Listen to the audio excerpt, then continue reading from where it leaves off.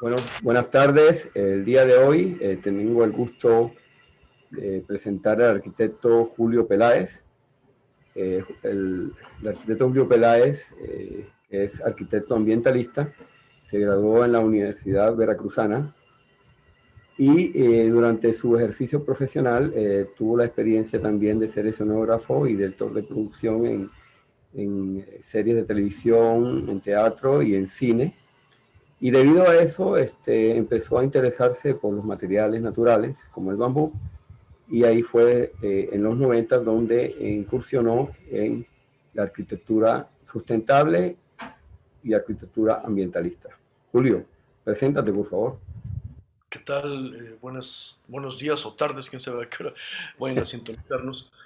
Ya se sabrá. Estoy logrando. Bueno, bien, gracias por la invitación, Ivo. Él está hasta Panamá, yo estoy en México, pero con estos adelantos de la tecnología pues, es muy fácil los acercamientos. Bueno, como Ivo decía, mi trabajo de arquitectura nace en los años 80, que es cuando terminó la escuela, a principios de los años 80. En ese tiempo está el auge petrolero en México, eh, pero a la vez también hay muchas crisis económicas, hay poco trabajo en el campo convencional de la arquitectura, pero de pronto vengo de una formación arquitectónica donde es muy importante la conceptualización del diseño, no se aborda el diseño de una manera convencional, de hecho eh, cuesta trabajo para ser aceptados como arquitectos porque no somos el arquitecto convencional que usa cemento, arena, grava y tabique rojo solamente. Entonces, encontramos, había habido experiencias previas durante la etapa estudiante en cuestiones escénicas. Participo en talleres de teatro como estudiante. De ahí empiezo a participar en festivales de teatro, que es como una gran formación que se da en mi universidad. Entre los festivales llegan gente que en el futuro se va a dedicar a la producción teatral o cinematográfica o al arte o a la actuación, al trabajo fuera de escena o dentro de escena. Entonces, encuentro muy buena aceptación en el medio audiovisual.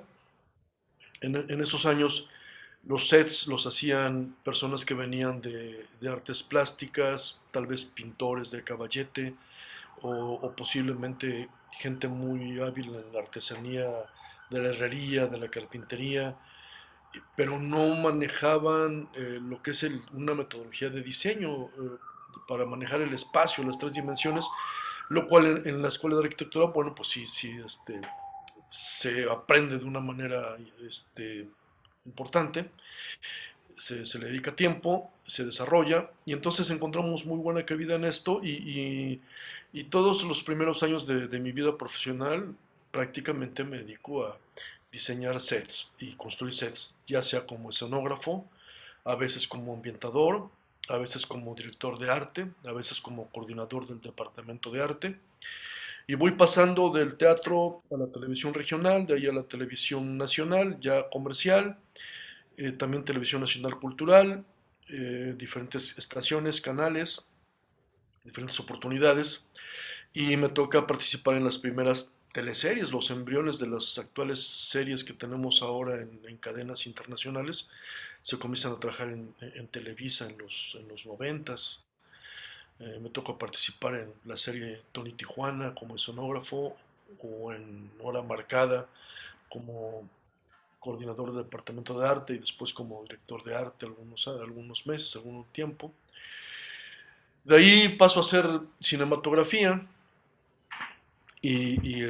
como escenógrafo o a veces como director de arte. Y así es como se me presenta, ¿no? Es como se me presenta la vida. Y vamos, podemos ir pasando imágenes tal vez, si Sí, para claro, claro. que la gente vaya. Vamos a empezar con el tema de arquitectura sustentable, Sí. los orígenes de la arquitectura sustentable, que es el tema que abordamos hoy. Aquí tenemos una frase: la arquitectura apropiada no solo busca la sustentabilidad ecológica, sino también económica y cultural. Albert Alto. Sí, bueno, frase célebre de un gran arquitecto, podrán indagar más sobre él, es una persona muy importante en la arquitectura internacional y muy cierto lo que dice. Ujú. Podemos ir, bueno, aquí vamos a ir viendo algunas Sí, bueno, imágenes que tienen que ver con el tema. sí, de la Eh, arquitectura sustentable es, bueno, ahí explica que es la forma de entender el diseño arquitectónico aprovechando los recursos naturales de tal manera que reduzcan el impacto ambiental, relacionando las construcciones con el sitio ambiental y sus habitantes. Eso es lo que tú haces. Sí, sí, realmente el concepto de reducción de impacto ambiental es muy importante porque a veces hay casos en que la gente o se confunde o lo explica mal y te prometen lo que le llaman impacto cero. Ujú. Impacto cero es difícil, o sea, no tenemos, al menos en muchas partes del planeta, los recursos o la tecnología o las circunstancias para lograr un impacto cero. Es muy complicado. Claro. Es muy difícil. Pero sí podemos hablar de reducción de impacto ambiental y en diferentes grados. Hay altos o bajos grados, pero por lo menos se empieza por algo, ¿no? Entonces, reducción de impacto ambiental me parece un término muy adecuado. Aquí tenemos un pabellón de Vietnam. Esos países Sí, asiáticos son expertos en el manejo del bambú. Bueno, vamos a comenzar con los antecedentes prehispánicos respecto a la cuestión de la sostenibilidad, ¿no? Tenemos la cultura azteca, que usó las chinampas, que era un sistema artificial de cultivo, aprovechando al máximo todo el agua que tenían, y principalmente el agua, ¿no? Porque construían que eran como jardines flotantes. ¿Qué nos puedes comentar al respecto de las sí, chinampas? mira, aquí lo que es esencial es que todo lo que están usando en este sistema y Uh-huh. aún se utiliza en Sí, Xochimilco, el agua de Xochimilco, en Xochimilco, Xochimilco se dice. es biodegradable. Uh-huh. Ese es el gran secreto. Todo esto es biodegradable. Cuando vemos lo que hoy sucede, pues mucho no es biodegradable y a partir de ahí surgen varios problemas, ¿no? Pero bueno, este es un gran ejemplo. Eran Sí, canales de riego, canales de transportación y también campo para el cultivo, claro. aprovechando la madera y la tierra para poder tener estas. Que creo que eso fue lo que los problemas actuales de Ciudad de México provienen precisamente del mal manejo español, de la Bueno, conquista. sí, sí, Dejar a sí. un lado eso, dejar a un lado todas esas experiencias aztecas. Sí, llegaron a destrozar, es lo que nos dice algunas historias. Uh-huh. O sea, llegaron a depredar. Realmente Sí, los bárbaros eran ellos. sí. Ahora también tenemos la cultura inca, que es la otra el otro gran imperio, otra gran cultura, en este Sí, caso en Perú. Ellos tenían el sistema de terrazas, andenes, que tenía doble función, que era siembra, aprovechar mejor el agua y también evitar la erosión hidráulica clásica de los suelos. Que creo sí, que incluso ese sistema lo usan ya a nivel de construcciones actualmente para contener, por ejemplo, cerros y esas cosas. Yo lo he visto cuando sí. hacen Eh, eh, autopistas y eso. He tenido oportunidad de participar en algunos proyectos con permacultores. Yo no soy permacultor, Uh-huh. no conozco a detalle, pero sí les puedo comentar que ahora hay algo que le llaman keyline, que es línea clave, le llaman línea Uh-huh. clave a la gente que lo sabe hacer, y mucho se basa en este principio. Van tomando las curvas naturales de la topografía, Uh-huh. van formando las terrazas, ahora lo hacen con tractores pequeños, antes pues yo creo que lo hacían a mano, y dejan una pendiente natural, una pendiente muy suave. De hecho, en la foto se aprecia Sí. esta suave pendiente. Lo que logra es que la humedad en tiempo de secas va permeando y se va manteniendo a pesar de que haya poca lluvia. La lluvia que ya vino anteriormente y que por cuestión de un derrame natural, por la pendiente natural, ahí se va quedando y va descendiendo, pero muy tan suavemente que hace que la humedad permanezca. Uh-huh. Entonces, esto es una cuestión muy sabia. Yo he visto ejemplos de esto en la cultura inca y también en las culturas chinas. También Sí. ahora que recuerdo. Y sí, actualmente hay permacultores que yo no sé si lo están Sí, tomando. mira, ahora que me acuerdo, en Colombia, en la Sierra Nevada de Santa Marta, la cultura tairona tiene ejemplos parecidos. O sea, manejan ese tipo de conceptos, ahora que me Sí. acuerdo. Y esencialmente es conservar la humedad Claro, en tiempo de secas. Es para lo que más funciona. más funciona. Perfecto, vamos a, bueno, ahora salimos de las culturas prehispánicas y entramos a los orígenes en Europa.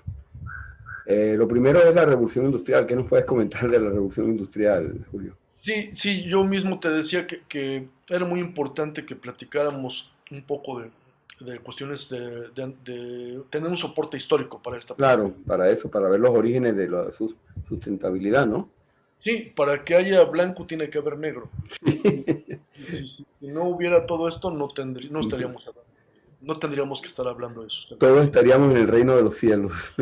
Sí, no sería necesario, pero bueno, la historia de la humanidad nos llevó a esto, a Exacto. esto. Estamos hablando de fines del siglo XVIII y principios y mediados del XIX, 19, sí. cuando se comienza todo esto y vienen... La tecnología básicamente fue en Inglaterra, todo Ujú. empezó en Inglaterra. La tecnología, los nuevos inventos, nuevos aprovechamientos de cuestiones físicas que ya existían, como la electricidad, pero ya aprovechada de una manera práctica e industrial, Ujú. pues nos trajo todo este gran desarrollo, que en principio, bueno, también tuvo ventajas, pero creo que nos excedimos. Aquí tenemos el ferrocarril, un gran invento, ¿no? Producto de Sí, la revolución la industrial. máquina de vapor. Y la máquina de vapor, y que repercute no solamente allá, sino que también, por ejemplo, en Panamá, con la construcción del canal, perdón, con la construcción del ferrocarril a mediados de 1860, creo, si no estoy mal, me corregirán algunos, también fue muy importante como canal seco en ese momento, porque todavía no existía el canal acuático navegable. Sí. La evolución de los sistemas de producción. Ahí viene el asunto, el medio del asunto, ¿no? Aparte de la revolución industrial viene la sistematización y la producción en masa, lo que son los orígenes del consumismo excesivo que tenemos nosotros actualmente. Del taller artesanal al taller fabril. El, el- De repente el hombre dejó de producir cosas artesanales y ya puede producirlo en serie. ujú. Sí, el artesano empieza a sufrir los embates de la industrialización, los talleres artesanales empiezan a desaparecer, los empleados agrícolas empiezan a desaparecer del campo y se van a buscar trabajo a las ciudades, las inversiones se van a las ciudades y empieza a haber toda esta cuestión que también es muy creativa, ¿no? No, Hay claro. ambiciosas, empiezan a levantar las economías, o sea, sí hay cosas que son interesantes. El tema es que no se cuidó No sé. la cuestión de la sustentabilidad. Exacto, sí, porque no se tomó en cuenta. Ahí fue el problema no es tanto el desarrollo, sino que no se te tiene que tomar en cuenta yo doy un ejemplo claro, por ejemplo, de aquí la zona libre de Colón no tomó en cuenta la ecología, ni la sigue tomando en cuenta. De hecho, han destruido eh, manglares, Sí, hectáreas y hectáreas de manglares. En cambio, hay otra zona franca que es la de Howard, la de Panamá Pacífico, que sí tiene una política de conservación natural y de manejo sostenible con el entorno. Y es verdad, tú vas y no se toca, no se toca lo que está ahí, no se tira selva para construir encima. O sea, sí, hay dos ejemplos de lo que puede, lo que es correcto y lo que no es correcto. sí. Y bueno, la industria textil es Sí, la que ahí destaca. lo vamos a ver más adelante. Las nuevas formas de energía. De repente vienen nuevas formas ahí tenemos un caso, la fuerza motriz animal y humana deja de ser lo más importante. Sí, viene el carbón, el vapor y de ahí la electricidad, ¿no? Sí, exacto, ahí está la electricidad y sus aprovechamientos. Ahí están los tranvías eléctricos, ¿no? Antes los tranvías eran tirados ahí está, ¿no? Tirados por caballos y de repente ya con la electricidad ya, ya no se necesitan los caballos, que Sí, ensuciaba, entonces ya eso le da como el entorno urbano empieza a cambiar, ya Sí, deja de ser un lugar muy rural, a pesar de que las ciudades eran ya grandes, con la utilización de animales como caballos, todavía tenía ese toque medio rural, ¿no?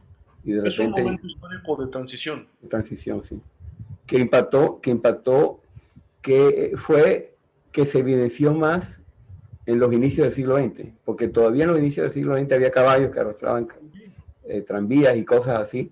Entonces, como que en los primeros 20 años del siglo XX todavía se traían los rezagos del siglo XIX.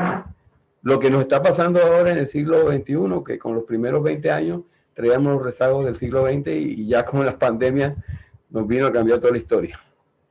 Sí, de hecho, en las dos grandes guerras, Uh -huh. eh, la Primera y la Segunda Guerra Mundial, Uh -huh. se destaca mucho Se esto. destaca mucho. Sí, ahí en este caso el parteaguas son las guerras mundiales, con una pandemia incluida que es la de la gripe española, ¿no? Que Sí, creo que yo he estado revisando históricamente y creo que tuvo un alto porcentaje de incidencia en la culminación de la Primera Guerra Mundial, ¿eh? Más que la derrota. De hecho, la derrota alemana no fue porque en sí las tropas alemanas estuvieran devastadas por el enemigo, sino por la misma pandemia. También la electricidad tiene otro aspecto, que ya las ciudades ya no son iluminadas con querosén, sino con luz, con bombillos, con luz sí, eléctrica. Entonces le da otro entorno, ya entonces se puede transitar en la noche, ya las calles se vuelven supuestamente más seguras y le da un toque de modernidad a los municipios y a las ciudades. sí, Inventos trascendentales. Bueno, ahí tenemos el ferrocarril. Creo que es un gran invento, Julio, el sí, un ferrocarril. gran invento. O la máquina diésel, ¿no? También después Y de la la máquina. máquina diésel, el ferrocarril, ahí ya tenemos el ferrocarril diésel. Sí, la locomotora. Ok. Entonces, el cemento Gran y la protagonista. aparición de los hidrocarburos como combustibles esenciales para la industria. Sí. Ok. Ahí tú eres el experto. No, no, no, no soy un experto en cementos, lo entiendo, por obvias razones no, nunca me acerqué al cemento. En la escuela nunca me gustó el tema del cemento y había que estudiarlo prácticamente a Claro. fuerza, ya hablaremos de eso. Y pero bueno, el cemento siempre ha existido, desde los romanos había cemento. Ellos lo lograban a partir de la ceniza volcánica del Vesubio, que cerca de la aldea de Puzzoli, donde por eso toma el nombre de cemento puzzolánico, Uh ¿sí? -huh. Entonces, y bueno, tenemos el Panteón de Roma como un Que fue ejemplo hecho con ese cemento, ¿no? de este cemento y es un cemento de gran calidad que como repito, siempre las arcillas, las cenizas volcánicas hacen con este cemento, aún se fabrica ya de manera industrial y después viene el cemento hidráulico, ¿no? Que es Que es el Portland. el Portland, que inventan un par de ingenieros, por ahí están los nombres, Sí, creo que en están por Inglaterra, acá. Sí. mediados, Ahí está. principios del siglo XIX, 1820, 1824 ¿sí? específicamente habla de. Parker y Aspdin. Entonces, bueno, ellos son los creadores y ahí tienen obtienen la patente del cemento Portland, que se le llama así por la semejanza con las piedras que hay en la isla de Portland, en Inglaterra, sus colores y demás. Ese es el cemento que generalmente se usa masivamente con sus variantes, me imagino, actualmente, ¿no? El Y hormigón. ahora hay un montón de variantes de cementos, Sí, hay sí. una cantidad tremenda para humedad, para playa, para Oh, diferentes lugares, ¿no? Y el asunto es cómo se produce el cemento. Ese es el tema. Es una empresa, es una industria extractiva. A partir desde la extracción de la materia prima, el traslado de la materia prima, la transformación de la materia prima, la repartición del producto ya terminado, luego su uso y después su, su estancia durante su periodo de vida, ¿no? claro. Todo Ahora, trae contaminación.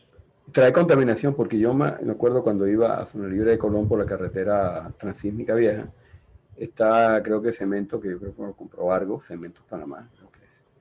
Y era terrible ver el ambiente en, en 3 kilómetros, era un ambiente lleno de humo, horrible. Yo no sé cómo la gente vivía cerca, en las comunidades que vivían cerca de ese lugar. era terrible cómo se veía el lugar, ¿eh? Era de humo, me imagino que las personas que viven por ahí deben tener problemas respiratorios serios. Pero Sí, bueno, y eso es la extracción, la mina. Luego sí. viene la fábrica. Trasladan en grandes camiones toda la materia prima de las minas, Sí. la llevan a la fábrica y tienen los llamados altos hornos, donde se procesa la materia prima para convertirla en cemento. Ujú. Y imagínate que ahora tenemos muchos Vesuvios pequeños en todo el mundo. En todo el mundo hay un montón de volcancitos generando calor y sobrecalentando el planeta. Qué locura. Bueno, los hidrocarburos, otro descubrimiento, porque ese es más que todo un descubrimiento, no un invento. Sí, yo diría que no íbamos tan mal con el vapor, con el hidrógeno, con otros medios de locomoción Hasta que descubrimos el petróleo. petróleo. Y pasa lo que ya conocemos, lo que ya sabemos, que por el petróleo hasta guerras hay, ¿no? Aquí me da curiosidad de saber que antes no se consideraba el petróleo sino para curas contra lombrices, sordera, dolor o muela. A lo mejor no hubiéramos quedado ahí Sí, usando el petróleo para... A lo sí, mejor si nos hubiera servido más. Bueno, sí. Y bueno, también ha traído un montón de de desarrollos, ¿no?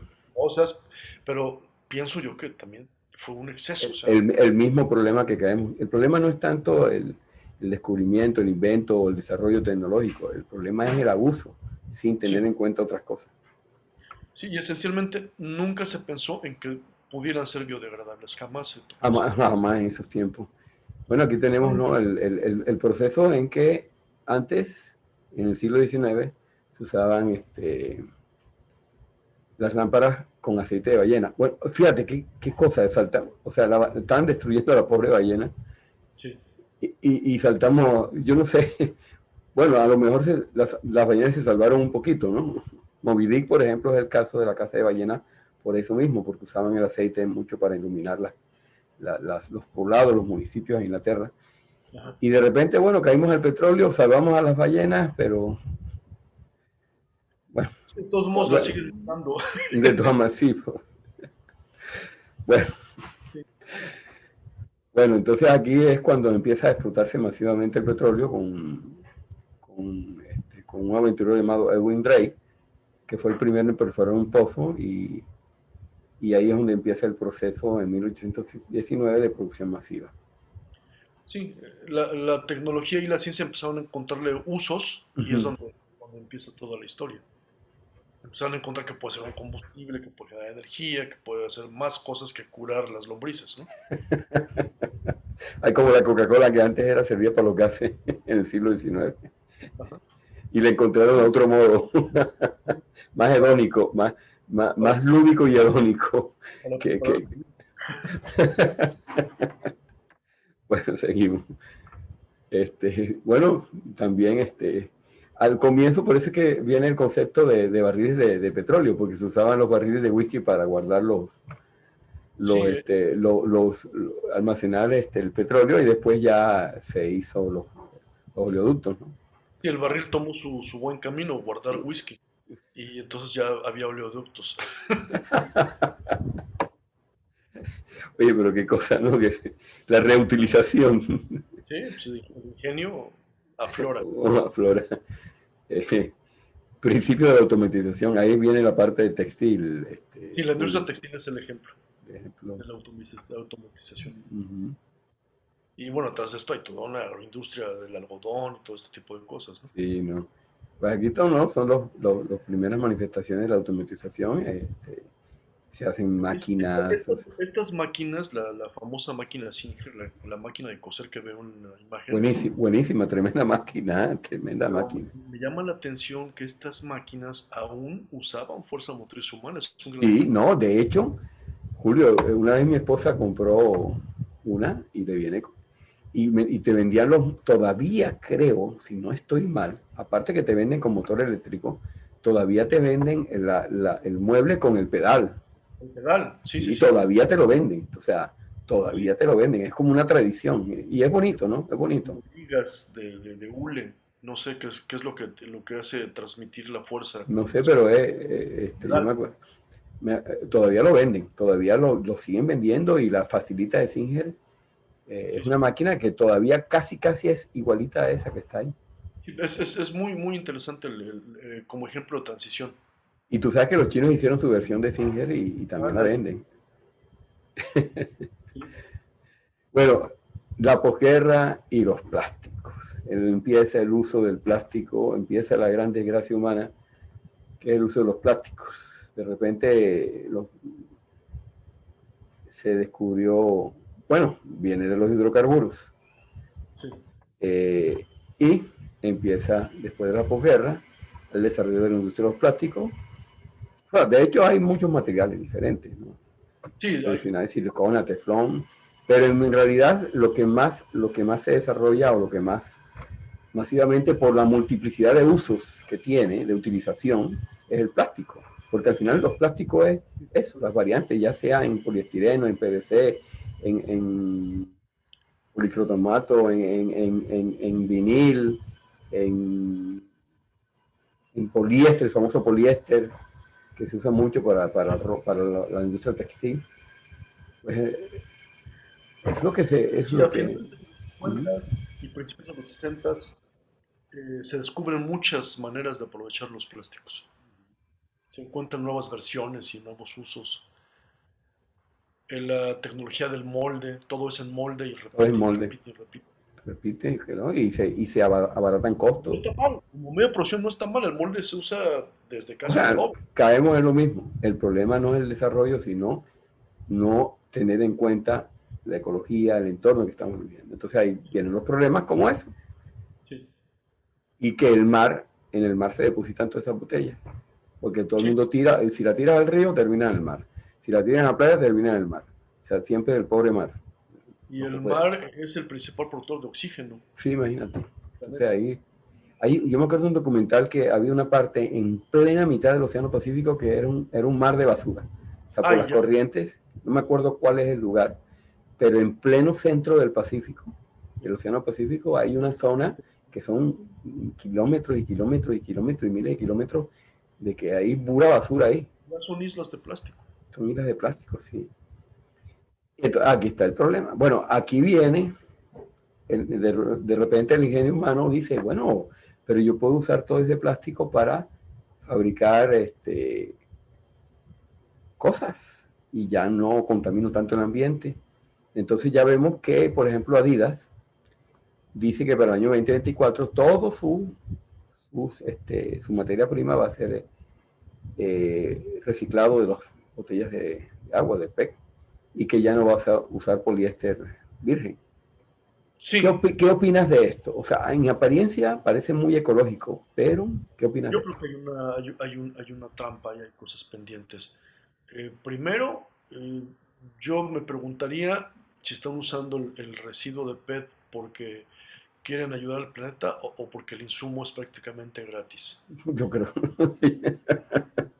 Y bueno, sí, hay un beneficio ambiental porque hay una labor de recolección, que bueno que se recolecte y que se aproveche, pero no significa que, que no se fomente. Esto de alguna manera justifica que se siga fomentando el uso del plástico para producir bienes.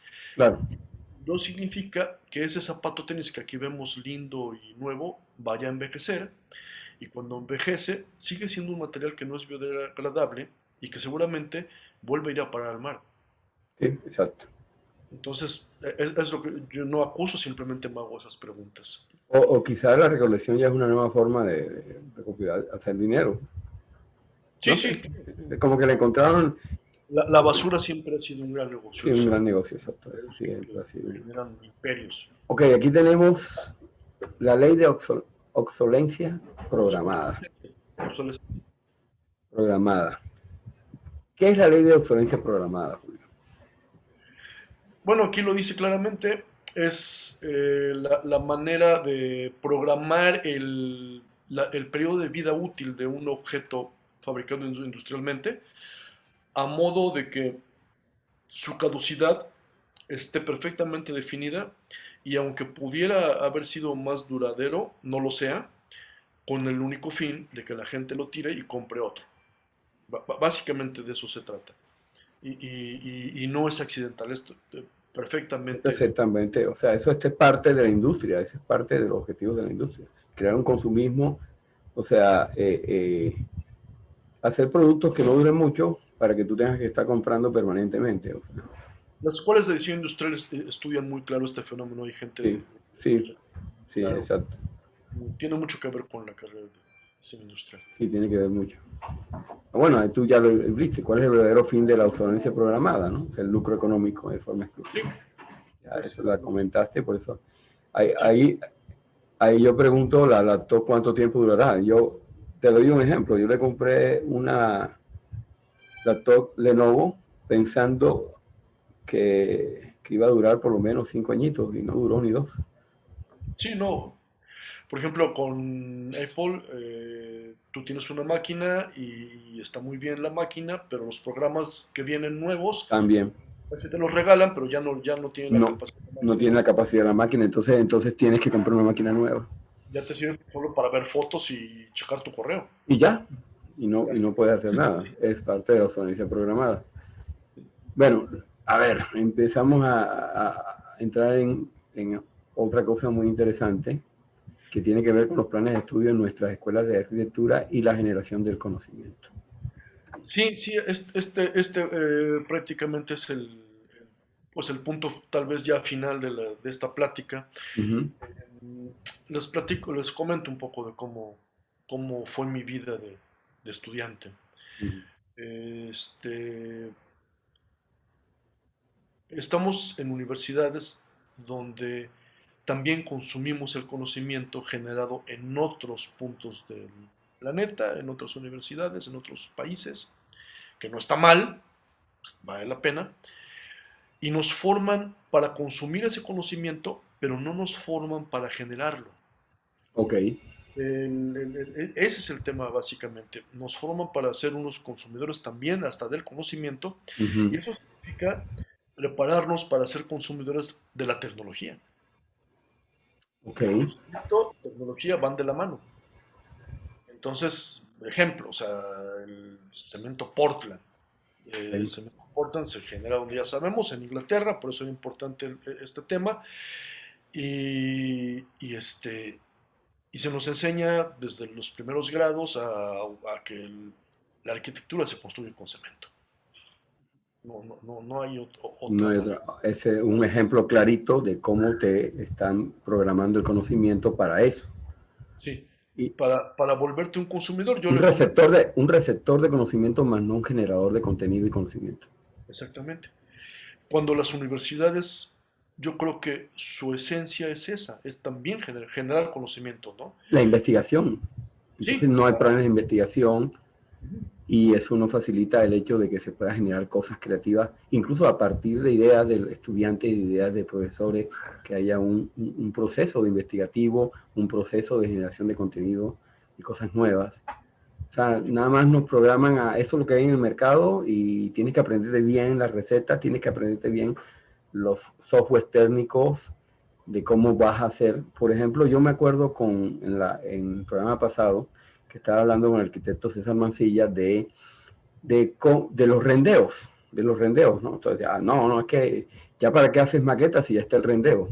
Y me explicaba el arquitecto Mancilla que el rendeo es muy chévere y todo, pero dice él, yo creo que el rendeo sirve más para marketing, Ujú. vender productos, porque en realidad los rendeos se ven increíbles y cuando tú vas a ver el espacio físico, no es lo que salía en el rendeo. O sea, el espacio en el rendeo se ve gigante cuando en realidad es pequeño. Entonces Sí, la maqueta sí no te miente. La maqueta no te miente para nada. La maqueta física, el espacio que tú ves ahí es el que es, a escala. sí, sí, sí, dos puntos. Anteriormente hablábamos del cemento y yo te quería comentar, cuando tengo alguna oportunidad de platicar con jóvenes, con estudiantes de arquitectura, les digo, probablemente su primera decisión importante cuando terminen su carrera, que tengan su primera obra, va a ser ir a comprar su primera tonelada de cemento. Y ahí en adelante Ahí. serán agentes de ventas involuntarios y sin comisión de las grandes cementeras, porque van precisamente evangelizados para el cemento. Pero Julio, te dan tu descuento si tú compras mucho en una obra, te dan tu descuento. Bueno, sí, no, sí, sí, sí, ahí Sería el colmo que no te dieran nada. te dan aunque sea un descuentito, pero tú sigues vendiendo cemento, te Sí, al vuelves final le vende el cemento ahí.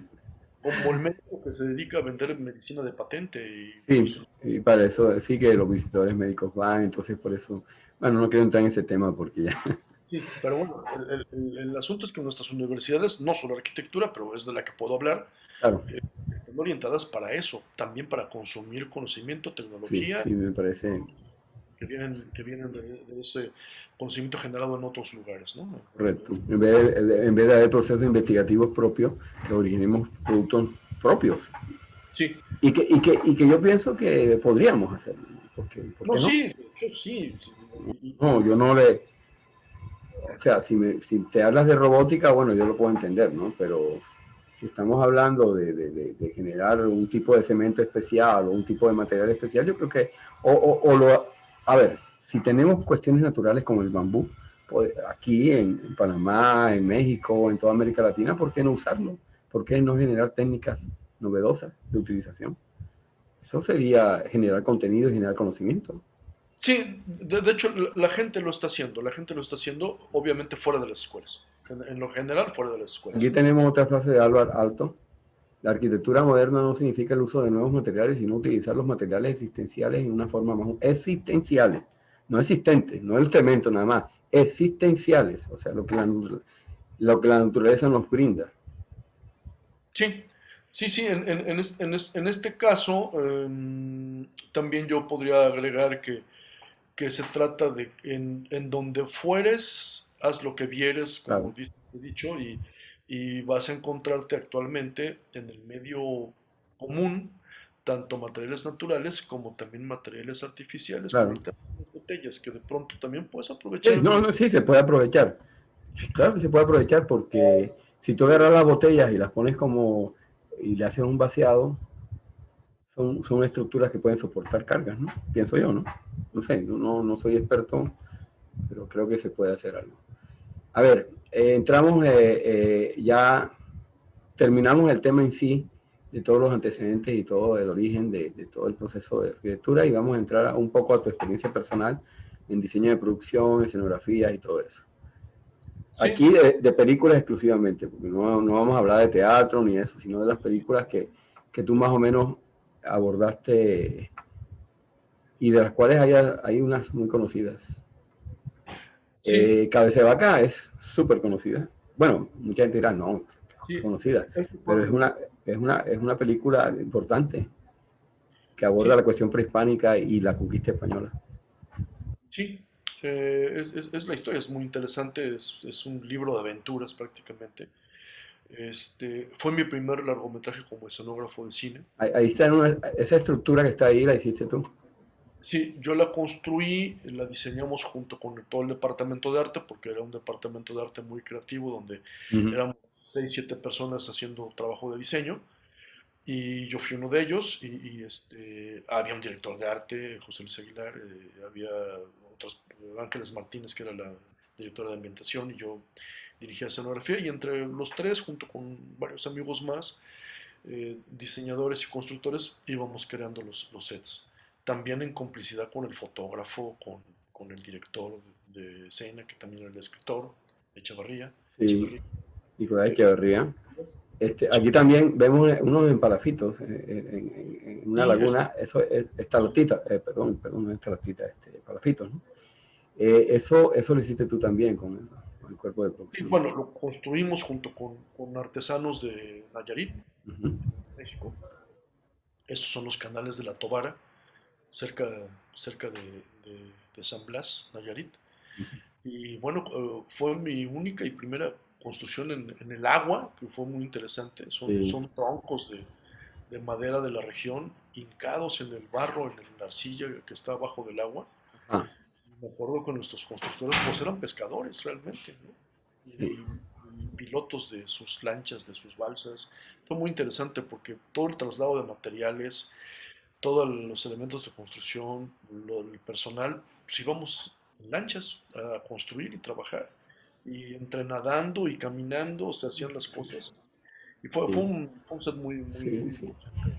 Esta película yo la considero una de las 5 películas más importantes que abordan la conquista española, y pienso, bueno, también Apocalipto con sus licencias literarias, también La Otra Conquista, que también la vamos a ver más adelante, y La Misión también aborda un poco eso. La Misión, una gran película con Robert De Niro y Jeremy Iron. Vamos a pasar la siguiente. Bueno, aquí tenemos la siguiente película, que es La Otra Conquista del año 98. Julio, Sí, aquí desafortunadamente no conseguí no escenografías y tengo eso. muchas imágenes Sí, no. de esta película. Puedo comentarles un poquito, nada más muy brevemente. Esta la dirige Salvador Carrasco, el diseño de producciones de José Luis Aguilar. Yo hice el trabajo de escenografía y antes de la filmación y en la filmación ya el trabajo de dirección de arte y de realización de arte lo hizo ahí no me acuerdo el nombre de mi amigo que estaba en esto, se los debo, no recuerdo qué era el nombre. Y bueno, es una historia también dentro del siglo XVI donde abordamos sistemas constructivos y cosas que tienen que ver con el siglo XVI y un tanto todos estos temas y de época lo fueron llevando a ir a tecnologías acordes a esa época y que todo pues coincide con que fue mucho antes de la revolución industrial y de alguna manera esto me guía, me lleva hacia encontrar sistemas constructivos amigables por el ambiente desde una plataforma histórica realmente, ¿no?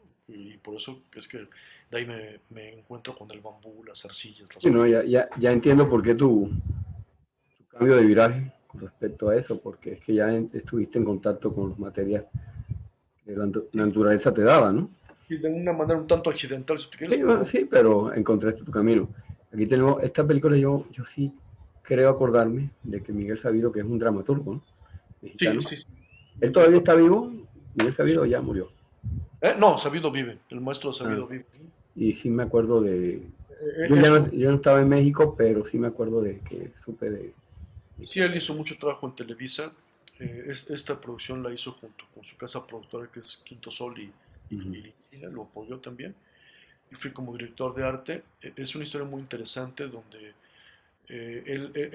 realmente sucede en la época actual, pero se remite a épocas prehispánicas. Se tiene que ver con los llamados autos sacramentales de evangelización. Uh-huh. Eran representaciones escénicas para evangelizar a los primeros Indígena. habitantes, a las culturas originarias. Y de eso trata la película, esencialmente. Sí, que ese fue otra cuestión programada por los españoles, instrumentada.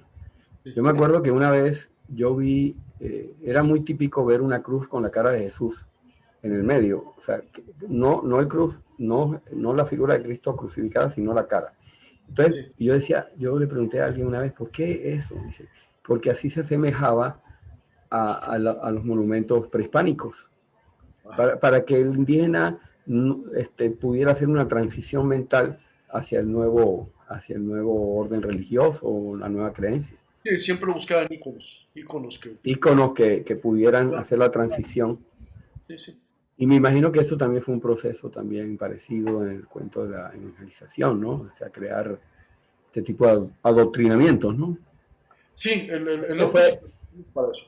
sí, y que fue otra de las tragedias también, el hecho de que no solamente el genocidio no fue nada más de vidas, fue también de cultura. O sea, la Sí, cantidad de códices quemados en el famosa quema del año 1529, ¿no? Por el arzobispo de Ciudad de México, no me acuerdo el nombre, no recuerdo, sí. Fray Juan de Zumárraga, no sé si era Fray Juan de Zumárraga, pero que mandó a hacer una quema impresionante actualmente el Zócalo de Ciudad de México y se hizo una quema. Y Sí, Fray bueno, Juan de Zumárraga fue uno de los inquisidores más importantes y más nefastos que hubo en sí, la pero época. bueno. Y lo que quedan los códices fueron porque se conservaron, pero se quemaron prácticamente el 90%, 95% de los códices, Sí. sino que más. Más, Eh, aquí tenemos, esa sí la conoce todo el mundo, Sí, Apocalipto. este es muy hollywoodense. Aquí yo entré como proveedor de tecnología sustentable, que en este caso era el bambú. Claro, Ahí mi se eh, me contrató junto con Cristina Coppel, una amiga que ahora está en la India, que también es una gran bambucera, ahí están las estructuras, ¿no? donde Lo- lo que hicimos fueron los andamios que se ven a un lado de las pirámides y nos ok. pidieron que fueran de bambú. Demostramos que históricamente Estos andamios. y fue lo que hicimos, fue andamios con bambú, fue una gran producción, el set era enorme, eran 10 Ok, hectáreas de set, se ve. y se reprodujo el set de la ciudad, como ser la ciudad de Tikal. Sí, como si fueran. Claro. Y esto eran unos Ah, 15 personas ahí trabajando. ok. Vamos, bueno, ya a los proyectos, a ciertos proyectos, porque este tema ya se entra en otra charla, que es la arquitectura del bambú, o lo que tú le llamas agritectura. Una pequeña semblanza y Una, más adelante podemos sí, en otro capítulo muestrita de. ahondar. Sí, aquí tenemos Sí, explícanos. son ejemplos de algunos ejercicios que hemos ido logrando durante varios años en cuanto a arquitectura con el bambú. Bueno, aquí pueden verlo. En el de la izquierda tenemos un edificio de 2 niveles encima de bambú, encima de un edificio de concreto. Sí. No me parece un poco simbólico, está bien. Este, Eso, ¿sabes qué parece? sí, Parece, es como ecléctico, como posmoderno, o sea, aunque ya se supone que el posmoderno ya pasó, pero es historicista, es una mezcla, es una fusión, o sea, el hecho de que tú uses concreto y uses bambú también. sí, bueno, aquí quiero decir algo. Yo no hice el edificio de concreto. No, El sí, pero edificio el hecho de que ya puedas estaba ahí. haber incorporado un elemento de bambú en Sí. una cuestión de concreto. Sí, se me pidió el dueño de la obra, el señor Blanco, me acuerdo, en ese entonces me dice, quiero hacer un edificio de bambú para mi suegro. En ese tiempo su Mm. suegro, que en paz descanse, don Rafael Guillomé, fue el creador de Bambuver, una empresa, la primera empresa importante de bambú en México. Y yo fui su colaborador, mucho tiempo fui su asesor en diseño. Y en ese tiempo me dice, hagamos un edificio de bambú encima de ese edificio que tengo de concreto. Pues está bien, hagámoslo. Eran oficinas, iban a ser oficinas para Sí. don Rafael, él ya no lo utilizó. A él le quedaba muy lejos, él vivió en otra ciudad, en Huatusco, y le quedaba Ajá. muy lejos ir acá, pero bueno, vino a conocer el espacio. De hecho hay un proyecto, no sé si, yo no creo que se haya hecho, de edificios en bambú en Asia. Sí. Un famoso proyecto de edificios circulares que ha estado circulando por ahí, que yo creo que yo tengo una revista que viene de ese tema. Hay mucho, bueno, en China hay cosas interesantísimas. La primera imagen que teníamos, creo que es un edificio de la feria de Vietnam, la Expo de Vietnam, Sí, del ahí está. pabellón de Vietnam. Ese debe ser del arquitecto Botron, que es un arquitecto vietnamita buenísimo, que yo creo que es ahora el mejor que hay en bambú en el mundo. Este, y hay muchos Sí, ejemplos, muchísimos. están muy avanzados allá. Sí, nosotros comenzamos con el bambú en México, tendrá 25 años de una manera importante, ya así más cotidiana, pero al principio fue muy difícil. Al principio la gente ya conocíamos el bambú en el campo, ahí como cercas, varitas, cosas como alguien que lo veía como, gente que lo veía como una planta que podría invadir y Ujú. casi como un monstruo que te podía invadir la tierra, en fin, hasta que empezamos a ver que era posible. Mira, Fuimos aprendiendo poco a poco con artesanos, con gente que venía de Sudamérica o de Asia y empezamos a generar cosas. Al principio era muy complicado, era como vender Biblias dentro de una fiesta. La gente le hablabas de que se va a acabar el mundo y pensaban que hablabas de religión y hablabas de sustentabilidad, ¿no? ajá, Y pues, la gente le daba risa, dice, no, pues si hay acero, hay cemento, hay tabique rojo, hay blocks, en fin, ¿para qué quiero bambú? ¿No? Y claro. bueno, poco a poco, conforme pasaron los años y la gente fue asimilando, aprendiendo, y ahora ya nos lo piden, ya hay gente que ya nos está buscando para hacer cosas con bambú. Sí, a la gente, yo creo que este siglo va, ya hay mucha gente que ya tiene otro cambio de, otro enfoque. Y creo que a los niños los han educado de tal manera que están cambiando el enfoque. Pero bueno, vamos a ver, ¿no? O sea, aquí tenemos, ahí sí sale lo de las pirámides. Lo Sí, de ahí se ahí ven. viene, ahí se ve, ahí se ve. Eso lo hizo una compañía de Monterrey, que es una cerera muy reconocida en ese campo, Uh -huh, y otra compañía hizo los muros de poliuretano uh para -huh. formar las pirámides, eso era la base de las pirámides. Pero esta Y no, estructura que está aquí es de qué? es acero, son Es tubos de acero. acero, acero. Entonces, Es un set cinematográfico. a ti te tocó la parte de los andamios Yo hice los andamios de bambú de que bambú. estaban en el escenario Claro. para parte de la narración de la historia. Ahí Uh subían -huh. los que iban a sacrificar en la historia de la... Tú sabes, Julio, y me voy a echar bombo un poquito, tú sabes que yo fui parte de una película de James Bond eh, aquí en Panamá, Quantum of Lay. A mí me tocó, pero claro, no sale nada de lo que yo hice en la película. A mí me tocó hacer la zona de vestidores y la zona de maquillaje, o sea, cerrarla y acondicionar esa zona. Está bien. O sea, creo que tenemos un poquito de, o sea, yo hice algo. Sí, sí, sí. Pero eso, ¿cómo le llamas tú como aporte? O sea, tú le llamaste que no hiciste nada en sí de la producción, sino como un... No, es que en cine se divide muy bien los Ah, departamentos de trabajo. mm, Es muy claro. La producción es otro sí, departamento, es claro. de producción, ¿sí? Nosotros, en los departamentos de arte, estamos dentro del departamento tal vez de arte, donde se hace desde el diseño de la producción, pero es el diseño de la producción. Uh -huh. De ahí viene el director de arte, y de ahí viene el coordinador de departamento de arte, y de ahí es el jefe de escenografía, jefe de ambientación, jefe de utilería, eh, básicamente esas tres Tú, grandes sa- áreas. Tú sabes que tú y yo tenemos algo en común, porque yo en un tiempo, cuando trabajé en una compañía llamada Fantasyland, yo hice diseño de escenografía para teatro y eventos. O sea, tenemos cosas en común, tú y yo. Sí, sí, sí. Hablamos, o sea, por eso entiendo perfectamente lo que me estás Fácil. hablando. Sí. Sí, y bueno, y aquí en la otra foto lo que ves es una losa de concreto, y usamos el bambú como una cimbra muerta Uh -huh. y agregamos madera porque pues, el peso es importante, ¿no? Entonces, Sí, claro. hicimos una combinación de madera con bambú para sostener una losa plana que me habían pedido en esta casa, Uh -huh. y, Ahí está. y el bambú está usándose como una cimbra muerta, y es un plafón a la vez, ¿no? Y se ve interesante, ¿eh? Eso puede... Yo lo veo muy aplicable también para casas de veraneo, mira.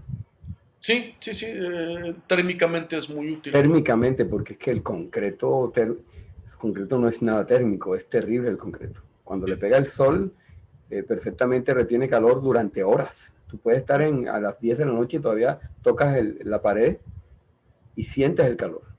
Sí, aquí la cimbra muerta viene siendo un amortiguador térmico a la vez. Claro, claro, también, que eso puede servir también como amortiguador. Aquí hay otros proyectos. Algunos ejemplos, aquí a la izquierda es la fachada de una cabaña que hicimos recientemente, donde estamos utilizando las puertas de vidrio, son realmente, originalmente son puertas de refrigerador, Mira tú.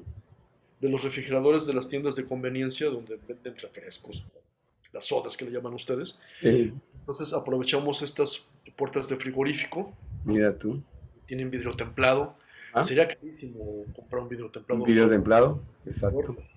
Tienen dos o tres capas de vidrio templado, entonces las adaptamos, se hace un marco de madera y Listo. tiene su chapa y su llave, y las manijas que ven son las originales del refrigerador, Mira tú. son, son manijas del O refrigerador. sea, eso es totalmente autosustentable, o sea, ya Sí, reciclado. esto se logra a partir de un convenio que tenemos con una empresa Ujú, que se dedica a recuperar ujú. material que viene de desmantelamiento de tiendas o de fábricas o de empresas, y ellos reciben un pago por hallar un destino limpio, Ok. Y no, aquí, no darlo a una basura, bueno, para que no llegue a la basura. ¿Sí? exacto, eso es bueno porque ustedes ya, o sea, ellos ya tienen formas de no seguir Sí. contaminando. Y Aquí al lado, y esto es una feria. Que, eso es una expoferia, esto lo hicimos en el año 2002. Ujú. Fue de las primeras expoferias que me tocó participar. Era la expoferia, no sé qué número, internacional de agroproductos no tradicionales. Hay una asociación internacional de esto. Y esto fue en Boca del Río, Veracruz, en el World Trade Center de Boca del Río, cerca de Jalapa, de donde vivo yo. Y bueno, el concepto era tener un mercado verde, una tienda verde. Coincidía que todos los agroproductos no tradicionales pues son sustentables, lo que ahí se veía en verde y en base a... Eh, Julio, vamos a dejar de compartir y ya, bueno, vamos cerrando. Sí. ¿Qué nos puedes decir para finalizar como conclusiones del tema que abordamos hoy sobre los orígenes de la arquitectura sustentable? O sea, este es un preámbulo para después la charla que vamos a tener Sí, sí, sobre arquitectura con utilización del bambú. pues bueno, una cosa nos lleva a la otra. Yo llegué a esto tal vez de una manera un poco accidental.